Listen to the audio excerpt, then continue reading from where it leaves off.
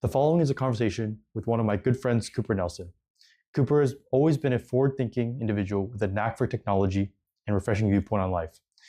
In the year that I've been building my company, Demystify AI, he's been road tripping around the United States. Here's a bit of us catching up on life and our new perspectives. Enjoy. All right. Well, bro, it's been a while. It's been a long time. My name is Brandon. Cooper. I'm with Cooper. Oh. And this is my actual first podcast, believe it or not. And how have you been? I've been good. Yeah. I have been very good. Yeah. Very happy and excited about the future. How have you been? Scared about the future, but also excited. I think launching this whole business has definitely been a leap of faith beyond what I'm normally used to. It's like the 9-to-5 grind, which you know, and a lot of risk, but it seems pretty rewarding so far. Like, I have great people around me to help me, so I think that actually makes it all the better. But we haven't seen each other for I think, how long has it been? It's been at least a year. At least a year, right? At least a year. Since you came and visited us. Mm-hmm. So what you been up to in between then? So you were working, I remember last time we talked, you were working at Whatnot. I think last time we spoke, I was working at the bank. Oh, the bank, okay, I was working at a regional bank. Gotcha. And I was a credit analyst. And I worked there for a year, and then I decided to take some time off. Mm-hmm. And more recently, I've been on a road trip going down the coast of America. Jeez. Going down the West Coast. Okay. Yeah. And what kind of inspired you to do this? What is the motive behind this? It was novelty. I think the inspiration was just too much familiarity with my environment, and I wanted to expose myself to new sights and new experiences. So I lived in my hometown for basically my whole life, and I wanted to get out of there and just see some new stuff. So that was your hometown being Arizona, Phoenix. Gotcha. Yeah. Wow. And was your goal at all to hit as many states as possible or see as many sites, or was there there was no goal? It was just wherever life takes me, it takes me. Exactly. I love that. Yeah, that was kind of the hard part about it, was not really having a plan. So before I left, it was a little stressful. What should I bring? How can I prepare? It's I was just kind of going with the flow, and sure, I had some rough objectives. I wanted to get to Olympic National Park, which is the very top left in Washington. I wanted to get to San Francisco. I made that happen. So I had some rough ideas, but I left a lot of room in between for just serendipity, random stuff to happen. And you're kind of relying on, again, your relationships and leveraging, the support you have around you just to kind of get by. Exactly. And it's powerful stuff. It's kind of goes back to when you asked me about my business, I'm just realizing that I have a lot more people around me to support me than I realize. And I think it's until you take those leaps of faith that you realize that. Definitely. And so I'm glad you're able to figure that out, because that's what life is all about, man. Yeah. I think people don't realize it until they actually go through some crap, right? But if you force yourself out of those comfort zone areas, then you definitely will find that for sure. Yeah, hopefully you get a little bit of growth and you get some perspective, and that's what life is all about. Nice. So 2 months. Okay. Yeah. Been on the road for 2 months. Olympic National Park, San Francisco. What's next for you? And then where's your headspace at now? I'm just curious. So what's next for me is I'm going to be staying with a friend for maybe a month or two, and just kind of focusing more on being productive. And I'm going to try to make some money on the internet, independently. Okay. Not the OF thing. Not the OF. Oh, okay, all right, okay. It sounded like that was where it was going. Entrepreneurship is more than just on the Oh, gym. for sure. No, I know. I'm just kidding. All right, you can be more specific. Go for it. So yeah, I'm going to be trying some projects. I'm not exactly sure what they are yet, but there are some areas that I have a lot of interest in. So I'm going to be learning, first and foremost, more about kind of what the opportunities are in those areas. AI is one of them. Oh, sick. Of course. All right. So good segue, brother. Yeah. All right. Well, of course, Demystify AI. I started that at the beginning of the year with me and Adrian. And It has been a lot of pivoting because what we want to deliver may not be what people want to buy. So it's a lot of like meeting consumers where they are.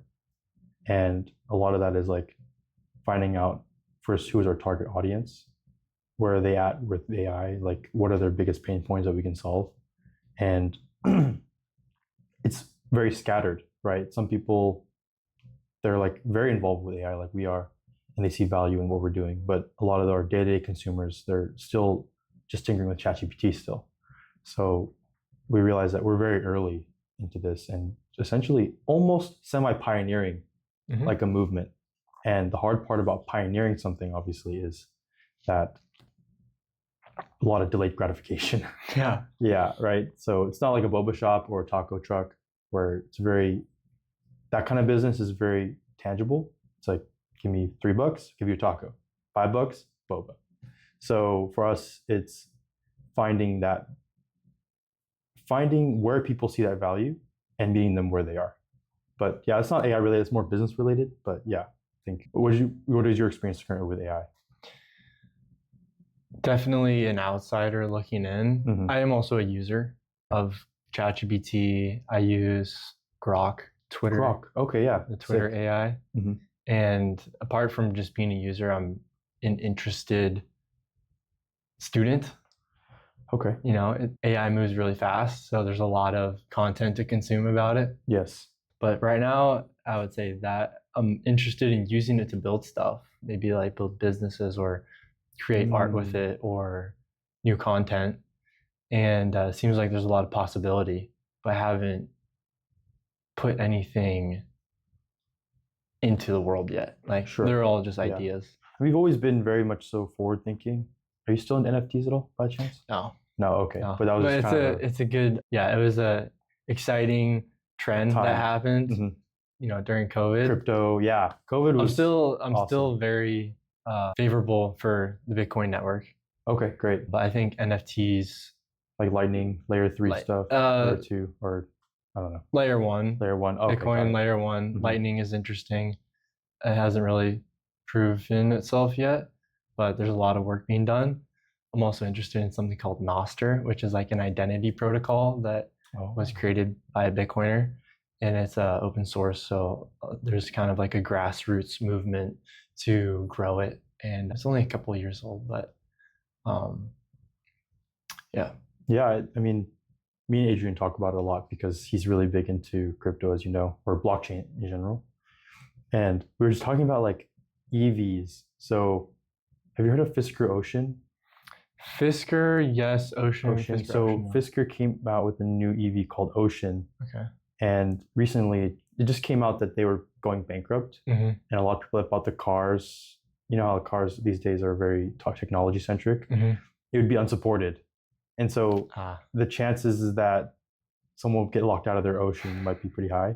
And I was like, oh my gosh, how do you solve that problem? Because literally the technology is driving your locking mechanism. So you could either make it open source so that developers could come in like non-software and they can open your car for you, but then open source locking mechanisms is terrible. You should probably, and then Adrian was talking about actually making it on the blockchain. He was like, oh, if you just put it on decentralized network, you can unlock your car via that. And that could be more secure than, so we're just playing around with the idea that where blockchain could be used in the future. So maybe Nostr could be like, I don't know what Nostr does, but it's another application of blockchain, right? Yeah. Well, not necessarily. It's a application of cryptography. Oh, okay. So it uses the public key infrastructure, like public key and private key. So it's not blockchain per se, but it could interface with blockchain as well. I see. So it's a encryption, like a new type of encryption. It's not new. I think it uses the same encryption as Bitcoin, but they're trying to build an identity protocol that you can then build apps with on top of that. So one example is like, okay, let's say the first thing they built with Nostr was a Twitter clone. Yeah. And then let's say you built, okay, so you have an account. It's just a private key and a public key. Yeah. And then if there's another app that someone built you could log into that app with the same private key and Oh, public key. like single sign-on almost. Almost like that, yeah, Yeah. similar. Okay, using that same. Yeah, that would need to hit widespread adoption in order for it to be. Because right now, I think, well, there's SHA, like SHA 256 type encryption, Mhm. and there's like single sign-on authentication. Like there's like different protocols like SAML, OAuth, right, that have become very, use the word mainstream, like adopted. Mhm. So then I think they're just pushing for Nostr to be the next, mainstream adopted protocol, possibly. Yeah, I think they want to see it They mainstream. want to see it mainstream, yeah. Okay, very cool, man. So it's things like this, that I pay attention to because I believe there's opportunity there, right? Yeah. I pay attention to AI because I think there's an opportunity. Same thing with cryptography. Same thing with Nostr. It's like I'm learning about these things because I want to make a business out of them. Okay, And I'm sure you're the same way. for sure. There's a lot of opportunity in tech, but yeah, we're just trying to find out where the industry is heading, and sometimes it's very easy to get lost in the sauce. Mm-hmm. Because I'm like, nowadays when I tell people what I'm doing, they're just like, that's beyond me. I'm like, oh shoot, I don't want to be beyond you. I want you to understand, So who is like the ideal customer for you? The business owner? Right now, the ideal customer is e-commerce. Mm-hmm. So we're focused specifically in helping small businesses e-commerce. The only issue with that is scaling. So like there's a lot of people that need our help. And so we've been kind of drifting into new types of solutions, although still servicing e-commerce, but we want to also service big business too, enterprise solutions. So we deployed a solution site, which lists our like executive coaching, custom automations, chatbot development. Those are like more B2B type services. Mm-hmm. Because it's funny how the way that AI was presented to the world was through ChatGPT, but AI has been around forever. Mm-hmm. But it was given to the world via a free platform. So you had hundreds of millions of users on it day one. But the real people that knew how AI worked were the corporations that had a lot of money. They had the development teams. So versus like it's more of a trickle up. Like it has to, the way it's going is different than the way like we've seen normal economics, where usually it starts from the bottom. It starts from the top, trickle down. This one's AI is like more of a trickle up type service, where like it was given to everybody, and now we want businesses to take it on, versus like only the rich people could have it, and then now like it's going down. So we're trying to like get everybody that's using ChatGPT to understand like the value, and then eventually hit businesses, hopefully. It's like that early adopter thing, right? Kind of like how, I guess cryptocurrency, any Web3 technology, it hits the mass market first, right? Like, you know what I mean? Like crypto, like meta wallets and Coinbase, like everybody's able to use it. Mm-hmm. But until big businesses see a reason to use it, then it doesn't hit like mass adoption, right?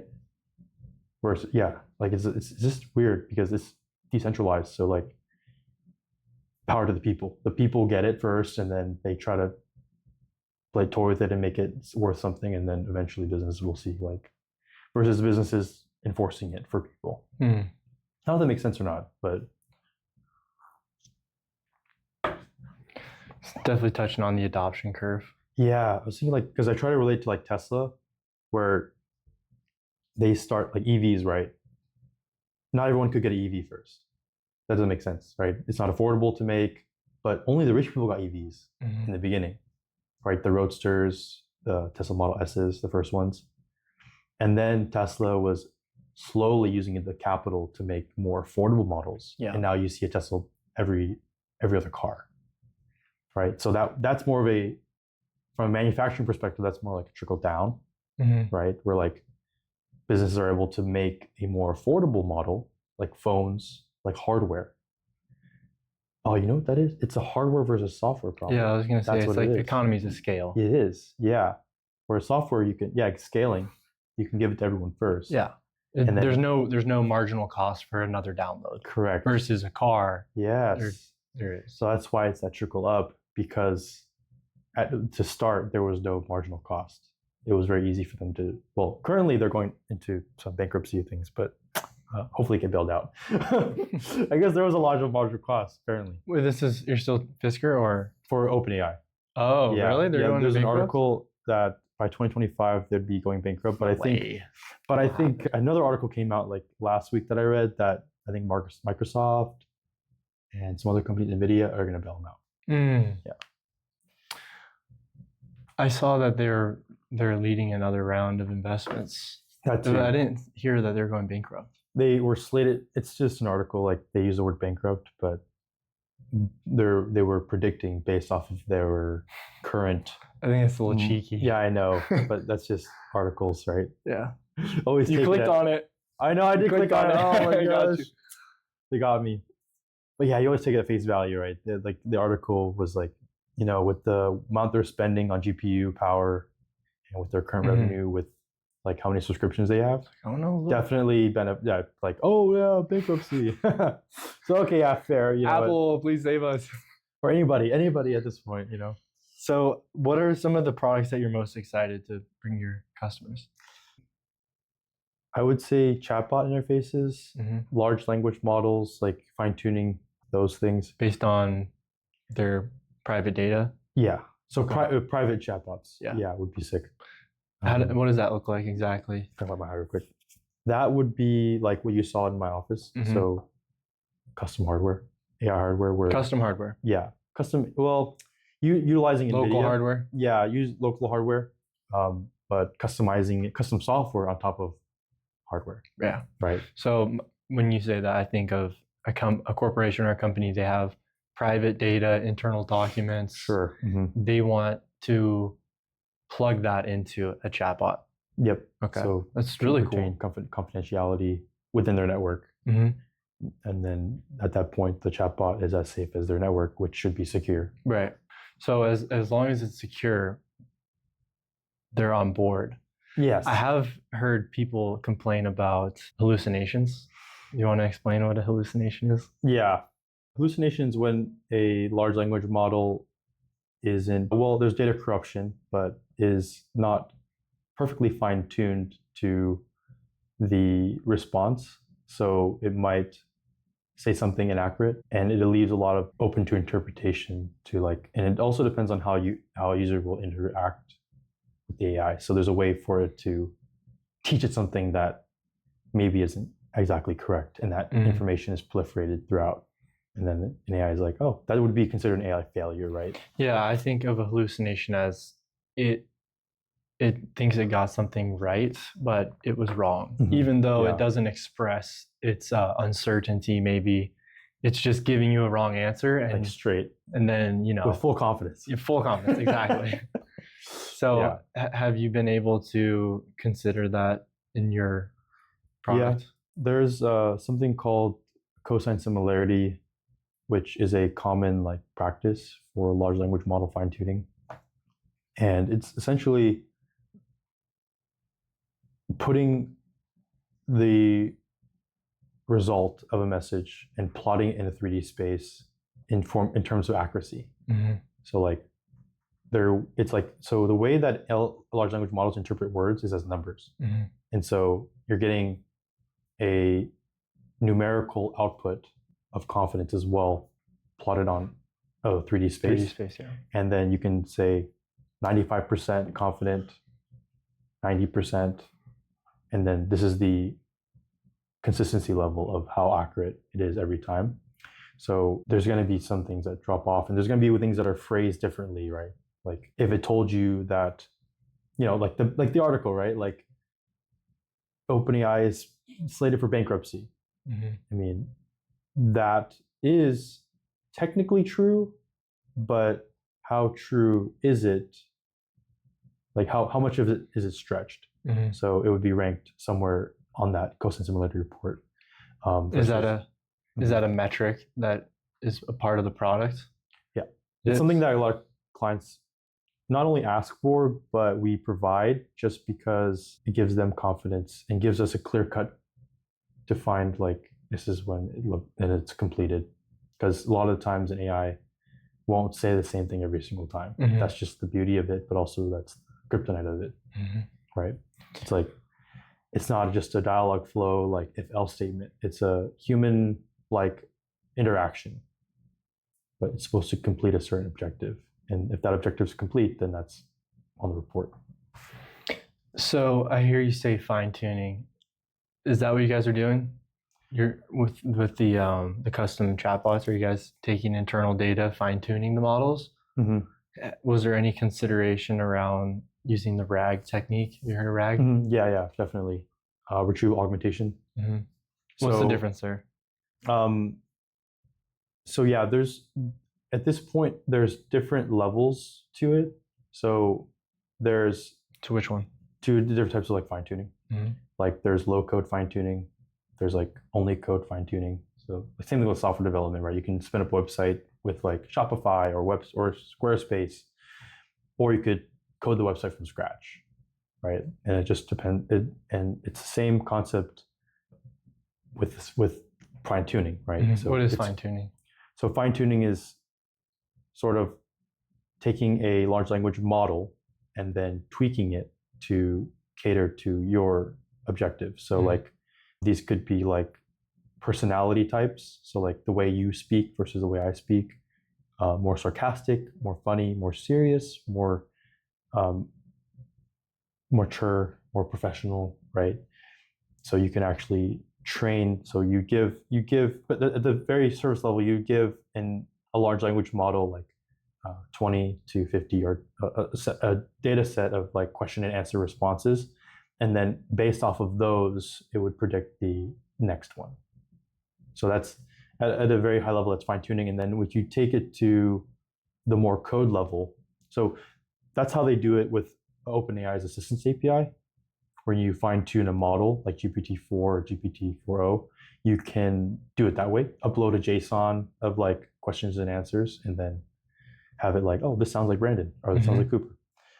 And then from the RAG perspective, it's a lot of like not only doing that, but it's also building off of that. So you can actually have it, you can actually control how it feeds back, and then do like unsupervised learning, supervised learning, and then get it more refined. So more boundaries, more like, hey, no, this is not what it should sound like, versus like having it guess. Because there's no back and forth with that model.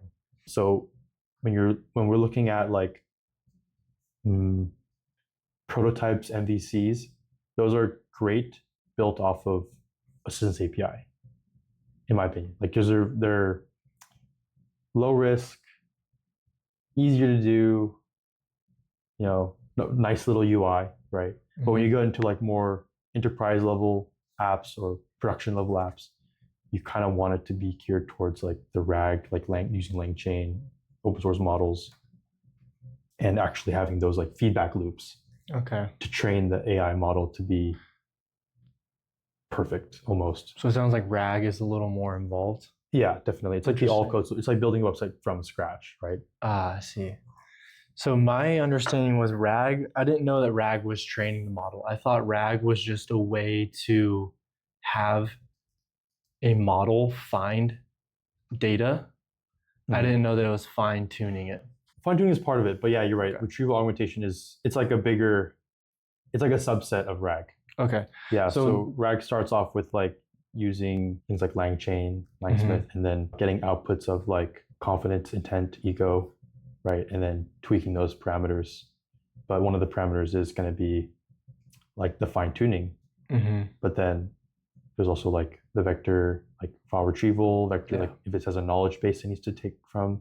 So vector search, file retrieval, whatever, vector store, I mean. And then on top of that, like layering if it's Ollama, if you're using, usually I think the only one I've really worked with is Ollama because it's open source. But yeah. So the way that I got introduced to RAG was through a chatbot that was using that technique. And this chatbot, I think it was an open source model. Yep. And then they introduced a corpus of information from a doctor that had passed away. And it's called peatbot.com. And so this chatbot is a good way to interface with the knowledge and all the interviews, all the writing that this guy has done. Right. So I don't know exactly under the hood, but I was reading through the documentation a little bit. I think they're using RAG to, if I ask what are the top suggestions to improve metabolism, it would go look at the corpus and then it would pull from his documents. Pull from his documents. Yeah. I thought that would be a more simple process than fine-tuning. I thought fine-tuning you would need a lot more data, but it seems like not really. Fine-tuning is more of just the style in which it's presented back to you. Kind of like the personality. Yeah. I see. Yeah, like structuring that data, but then the file retrieval, like the RAG part of it, is like actually getting to like the part of the document that relates to what you're. So it's like, think of the documents like, again, plotted in a 3D space, again, like cosine similarity with words. There's like word banks and like categories where it's like, hey, you're asking about metabolism. We have a metabolism category that we've found in the documents. And then within that metabolism subset, it keeps going further and then saying, oh, okay, well, we have a diet portion. Does that correlate? And then diet, metabolism, finds all the words that you'd be looking for. All the words that are correlated with metabolism. And then the fine tuning kind of brings that. It goes to that fine tuning later to like, hey, Huber, so you want to learn about metabolism. Here's some things about your diet that you should know. And then, right? And then either in a very like structured manner or a like friendly like manner, right? Depends on how you want to get it back. Would it be accurate to make this comparison? So RAG would be like, let's say we're taking a test, right? I have all the answers like right here, it's RAG. And then I ask a question, it goes and gets the answer. And then fine tuning would be, instead of like copying the answer, it provides like its own interpretation of the answer. Is that accurate? At the very like surface level, that's exactly, yeah. Cool. There's been times where I've recorded, or I thought I recorded, and then we go back and we're like, wait, where is it? Or, like, or the audio cut out, like, where's the audio? And then it's just so many different variables. Yeah. Wasted. It's like, oh my God, I got to do it again. And then at that point, you're just like, just scrap it, because you don't have the morale to call your guest again and be like, yeah, you're just like, man, that was such a good first take. Like, that was such a good take. And how do we do that take again? Yeah. And it's always in your brain. And then you're like, all right, just go to bed and we'll do it again tomorrow. Right? That's literally how it feels. It's just so demoralizing. Yeah. No, it's good. I'm glad you checked. Yeah. Glad you checked. But I mean, that's why people have the teams. Yeah. You need a team. I have a team of me. You have a team of Brandons. Yeah. And actually, go back to, I was trying to launch a Brandon AI, an AI Brandon.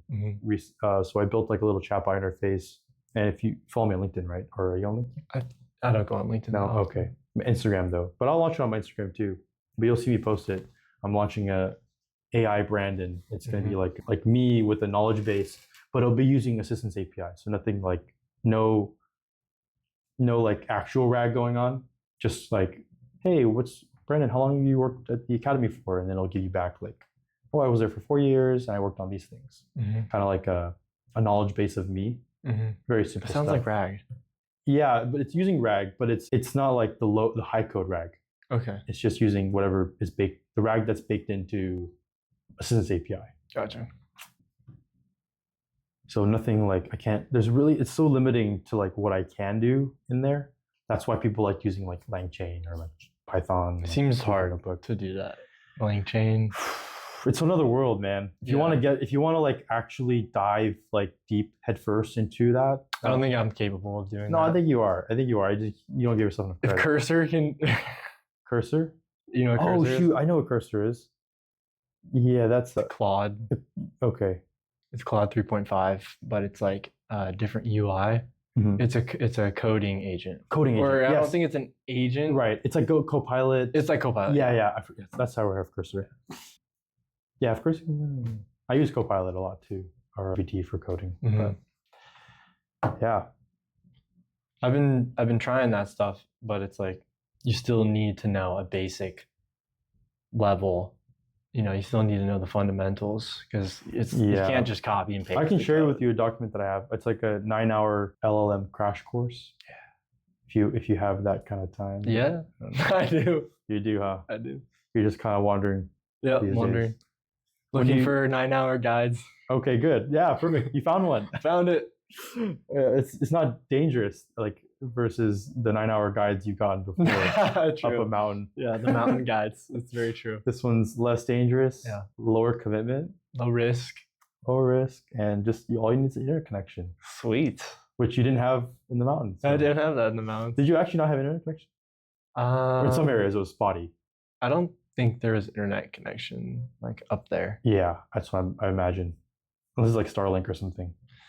Okay, so that is something I'm really interested in. Are you? Yeah, because they came out with the Starlink Mini. Yeah, and I think he's starting to sell those. Like you can buy get them. one. You want to get one? I want to get one.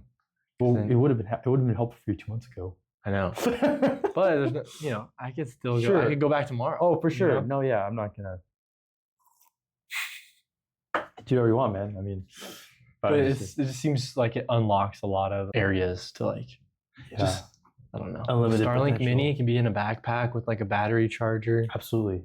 You Yeah, know, it's crazy. crazy idea. I'm gonna do some tests. I wonder where you can buy those. Just like Amazon? I don't think so. No, I think you have to buy it from him, right? yeah. Maybe there's a waiting list. Is there a waiting list? Oh, I think can so. imagine.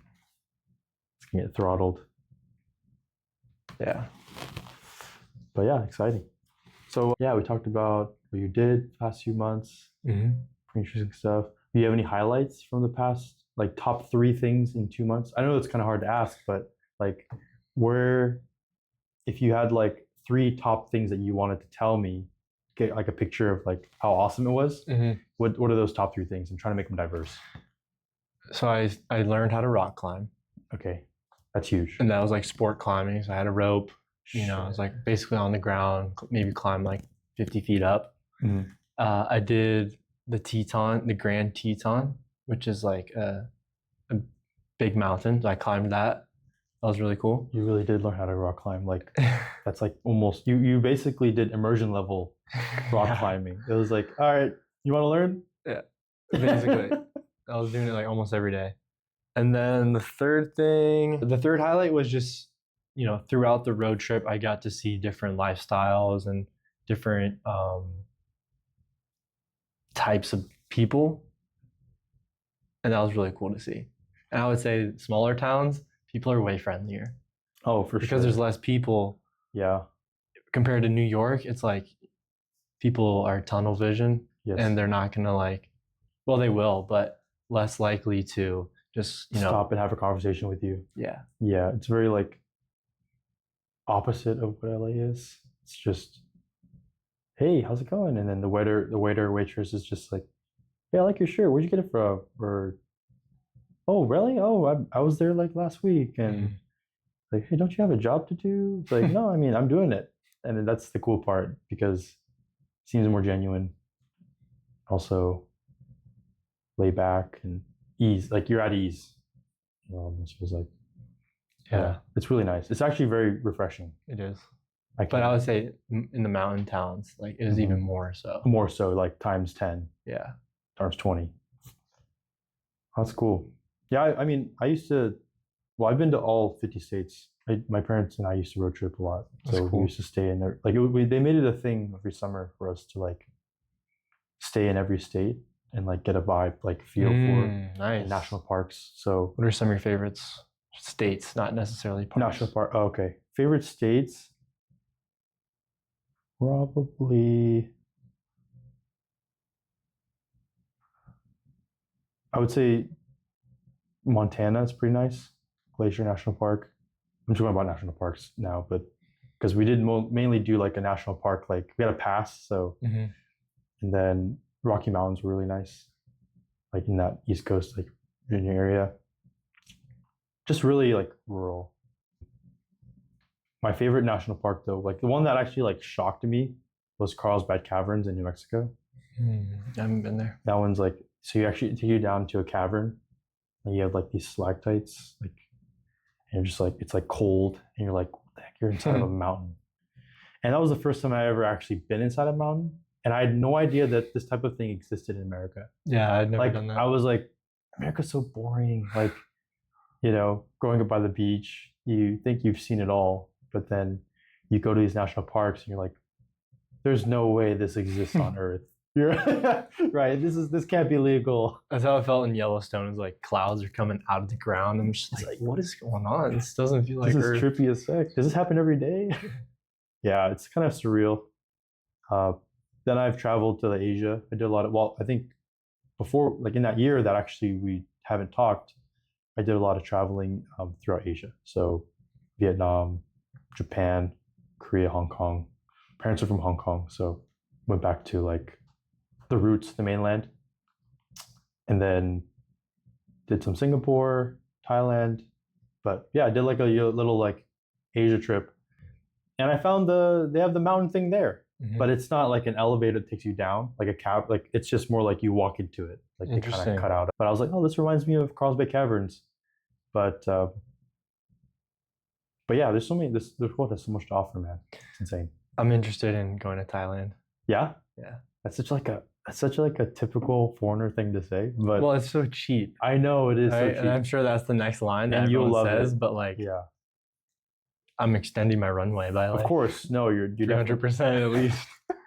You are. Yeah, you're like, maybe I could stay here for an extra like with the runway you have now. It'll 300 to 400% for sure. More shots on goal. Yeah, absolutely. What do you think Vietnam versus Thailand?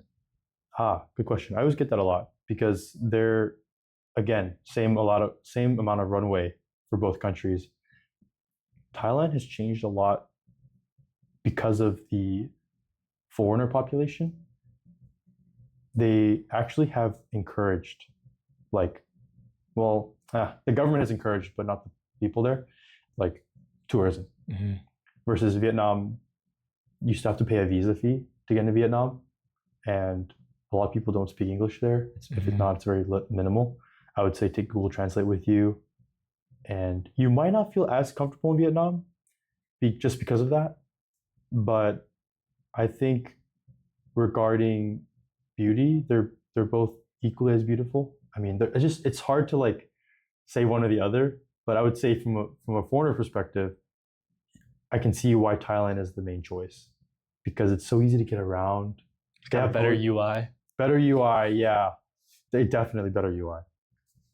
Because you're able to, use the tool of language, and that's powerful, right? Yeah. Whereas when you go to Vietnam, useless. The way we're speaking right now is null and void. What do you think about people on the internet who say English is the new programming language and like you won't need to?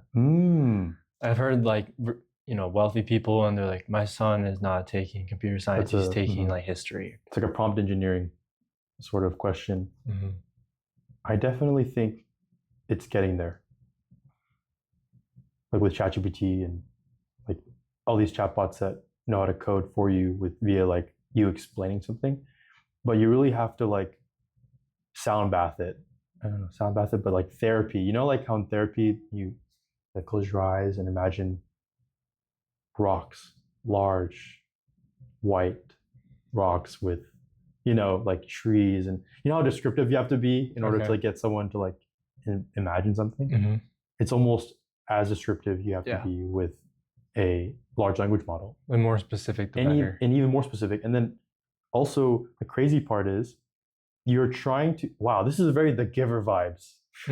This is, you remember The Giver, right? Oh my gosh. But you're trying to implant a memory. Great book and then a movie. Great, yeah, both amazing. But you're trying to implant a memory into this machine, That's weird. And this is a memory that maybe you don't even have. It's just because you're like for coding, right? It's usually the end result is like, I'm trying to build a website, or I'm trying to build an app, or I'm trying to like build a function that does something. And usually you have to think like 10 steps ahead, because otherwise with coding, there's a lot of like refactoring and like, oh, I don't want that there. But the more context you can give it up front, the better you will be in the long run. If you even knew what your end product was going to be, which is quite rare, you could actually just give it the entire like end product. But sometimes it's like, can you make me a chatbot window? Then can you make a thing like a sidebar to it? And sometimes those things won't work well together. So you have to like, oh, actually, can you make the chatbot window larger, smaller? And if you're making all these changes to the thing, you could have just like, if you just knew what the end product would have been, then you can just be like, oh, I want this. But yeah, no, I definitely think that English and communication, super underrated right now, but definitely should be and could be the next programming language. Yeah, so those English and literature majors are sitting pretty right now. It's I heard this probably 6 months ago, and I tried some of the AI coding tools and it wasn't successful. And then 3 months later, 6 months later, it's like a lot has changed. So that's one of the things that I'm going to be like looking into more, like testing out. I have a friend who's doing the same thing, and he's like, he's not a computer science guy. So it's exciting that it opens the world up to, it'd be cool if we could all build software. Sure. Again, worked really hard 10 years to learn this craft, and now everybody's doing it. So I'm just not yet. I know. So I still need to do the 9-hour course. We'll do that. I'll send it to you actually. But yeah, I think when ChatGPT first came out and I used it for the first time, like it was a wave of just confusion, but also like lost, because imagine like this thing that's now here is almost it's so intimidating. It's like, is it out for my job? Is it out for me? Like what is my purpose now? Right? With this new technology, what have we done? Like, this is bad. This is very bad. Yeah. So I did have to take that year off to like reframe and make the decision whether I wanted to do something new or embrace whatever's happening now. And as you can tell, I'm embracing what's happening now. Yeah. I think you have to embrace change. It's like, don't always beat them, join them. If you can't beat them, join them, sort of mentality. And it's very easy to just like fly away. But I was like, okay, you know what? I love technology. I've always have. So this is where we are now. Let's see what we can do with it. But God, it's scary. Is it scary because you think it's gonna like become alive and like take over the world, or just because it's gonna displace a lot of? I don't have that fear. I don't have that fear either. Yeah, like I know Elon has that fear, but he's probably thinking like tons of years in advance. I mean, they are working on like AGI, right? Which I thought when I saw AGI, I was like, AG1? Is that like a super green? I was like, aren't they really working on that? Should I order more? Should I order more? Yeah.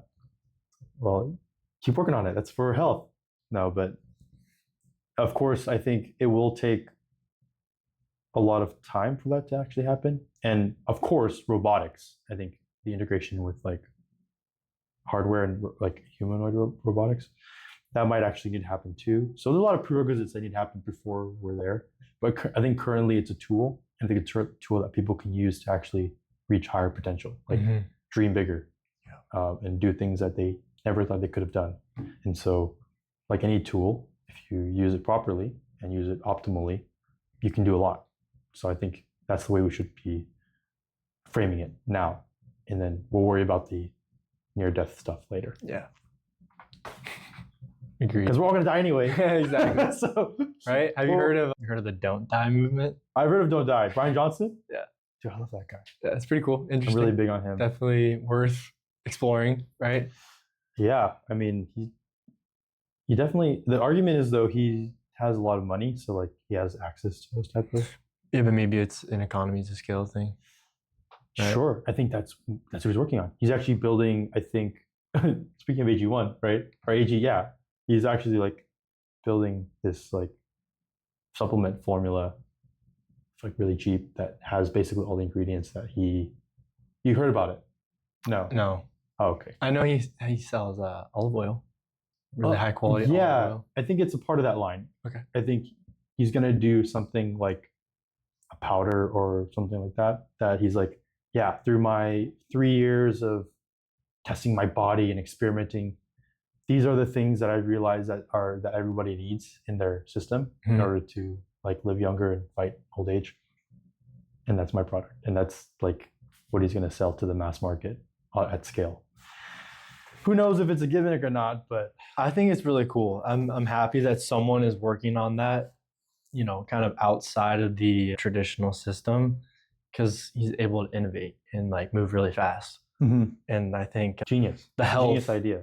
it is genius. I think the health, the average health of like Americans, and it's not doing great. It's not well. It's not low. It's not well. Actually, it's the quality of life. Yeah. Okay. Yeah, it's you a relative term. Yeah, But you could live long, but I don't know how like happy and painless it'll be. yeah, I think it's the quality of life. Quality, yeah.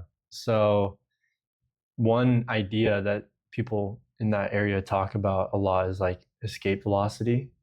Okay. It's like for every year that you live, like for every additional year that you're able to live, you gain another, let's say, 2 years through technological advances. Oh, And yeah. then- Okay. And then maybe It's like the in the Moore's law. future, It's like Moore's law for humans. I don't know. No, I don't know. Okay. maybe in the future, it's like, okay, if you gain another year, you get 5 years. Yeah. And then it's like, oh, now we can, replace your kidney. It's like, okay, that's another 10 years. Yeah. It's I think it's kind of that idea. Interesting. I feel like we're in that, but it has to be in like a time of real technological advancement. I think. Is that like escape velocity consistent a lot across like all eras? Because I feel like. I think it's applied to the current era, right? Yeah. Because before, like, it hasn't really increased that much. No.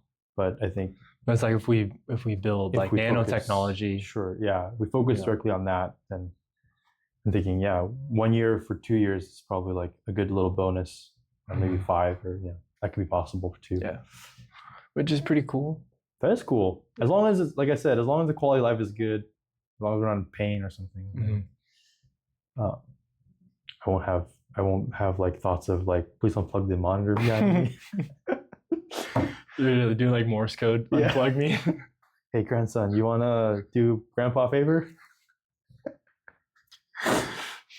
But yeah. What else are you looking forward to? My days have been pretty much revolved around Demystify, like the business, which I noticed I'm pretty much I'm kind of an extremist in that way, where like if I have something that I'm working on, I'll kind of like think about it. What's the biggest needle there? The needle? Like the obstacle, like an obstacle? Well, like what's the thing where it's like you need to move the needle in this one regard? That's like your main focus. It's proving a point that like I can do it, and meeting that like is what drives me. I think just to myself mainly, like, oh, Brandon, like this is something like it's very main character energy, kind of like personality type. It's like, oh, okay, you've seen CEOs do this, so you've seen software engineers move in this direction, like build startups and things like that. You are built for this. You can do this. This is not like you're not pioneering anything new. You're pioneering the idea of AI, but businesses have been built for years, and you can run a business. You can run it properly, effectively. So it's just a new little challenge. It's a fucking crazy challenge, but it's like a new thing for me to like think about. Why is it so crazy? I think it's not crazy, and like I know it's been done, but it's crazy for me to like actually experience those like levels, as well as balance and trying to balance like my personal life too. Continue going to family events, be with the girlfriend, take care of my friends, right? So, and do things like this. So like, as much as my world revolves around this, it's also trying to juggle everything else too. But it's been done before, and I think I can do it. And my health too, right? Talking about AG1, that's like, I think that's the highest priority at this point. Like, if you don't have health, you don't have anything below, right? It's honestly like, so your diet, stress, managing that. So conversations like this actually help me make content out of it too. So doubles, triples is like a win. So yeah. Nice. But thanks for, I appreciate you coming by. Like, always, I like the office. It's cool. Yeah, I mean, I haven't given you the full tour yet, but kind of get an idea of. You got something in the basement? No, well, not me. Large Hadron Collider. Yeah, we're working on a reactive nuclear approach to AI. Have you seen like any people A little bit of energy. building Mac Mini clusters? Mac Mini, like for For AI? Yeah, for AI. Like I've seen that using Llama.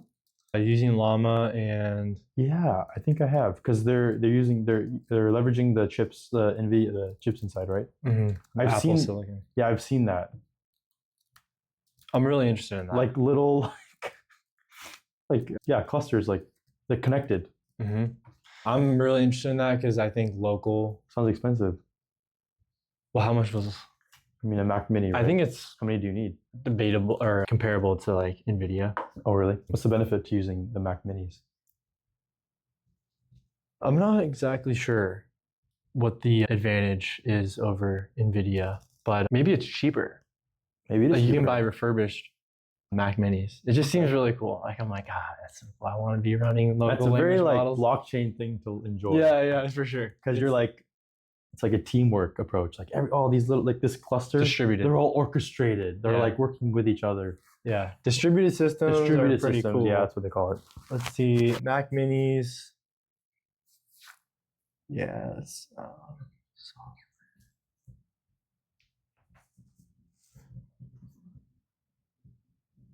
You ever built a server? no, I haven't. I would love I feel to. like though. I feel like That'd be you're really someone that cool. would love to build servers. I'm interested in like I think it's called a NAS. Yeah, network attached storage. Yeah, those seem cool. Like that run in RAID. Mm-hmm. That's totally like a distributed system. Yeah. That's like the original distributed system. So Like- maybe I'll do that when I get to my next location. But I think, In Vegas? yeah, Build a server in Vegas? I think the cool thing is like having local storage and like private data and just kind of having your own system, and not being reliant on a third party. Yeah. I think there's a lot of like vendor lock, or just like monopoly. Yeah. I was seeing the same thing with like electricity, or like solar, owning your own electricity, like being off the grid, yeah. off grid, right? Sort of thing. Which you spent a lot of time off the grid recently.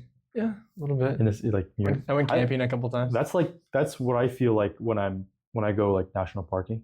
Yeah. When I like look over top of a mountain, or like I'm just like, I just feel I'm so off grid right now. I feel off grid. Yeah, I feel like, am I the only one here right now? Yeah. This is insane. Like non-clustered. That's how I Just feel. roaming free. Yeah, it's kind of fun. But I'm just like, dang, do I It's want to be fun. part of the network again? No, that's cool. The weird thing is like Starlink, you're never gonna be off grid. Okay, yeah. But like the energy grid, I think is more applicable to that sure. because you have like satellite communication now. I'm still getting solar. Yeah. Vitamin D. Yeah. Straight from Have the you heard source. about the Rolls-Royce nuclear reactor? What the hell, dude? Where all this coming from? Is that a real thing? Yeah. So Don't people, bullshit me. Is this- modular nuclear reactors like This is an article you clicked on, right? Did they get you? Is this like the this was OpenAI a tweet. Or the tweet? It was Oh, a tweet, yeah. But I think it's real. Well, Rolls-Royce they have the money for it. Yeah, that's the thing. Yeah, they Yeah, can just build Rolls-Royce, like, bougie Sure. products. Just had to ask the guy next to him, hey, can you build me a nuclear reactor? Sure. It's like, no, ask for a car. And they're Ask for- like, yeah. trust me, you want this. Yeah. It's like, you sure don't want a car? Okay, fine. Nuclear reactor, powered car. There you go. Maybe that's the end goal for them. Yeah, so we can all like explode in our Oh, we're Rolls not gonna Royces. explode. I'm just kidding. I know. We're gonna go to space. Oh, okay. In our Rolls Royces. Our Rolls Royce spaceship. Is this going to be like one of those economies of scale things where everyone can own their own Rolls Royce? Maybe, maybe. I think part of the allure of Rolls Royce is the exclusivity.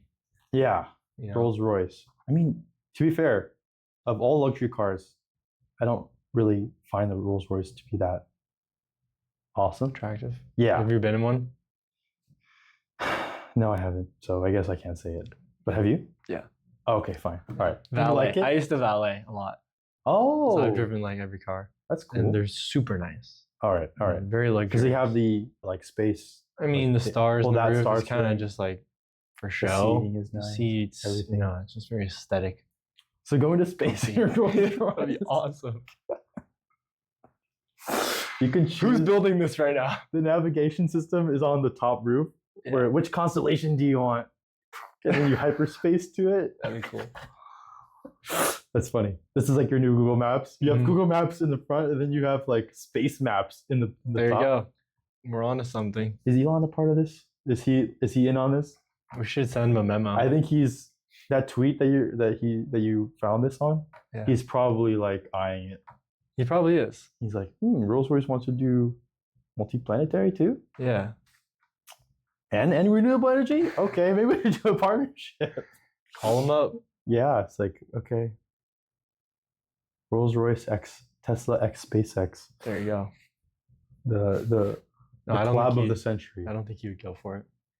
He'd be like, I want a Tesla to do that. Yeah. I don't want to. Yeah, he wouldn't. He's like, Okay, I don't scrap need that. you. Scrap That's that it. idea. That's so cool though. The world is limitless. Mm-hmm. Yeah. All right, man. Well, I guess we'll cut it short. We'll call it that. It was great to see you again. Likewise. We'll Let's get go lunch? get some lunch. Yeah, I'm hungry. Cut the tape. Cut the tape. We're done. Demystifying AI.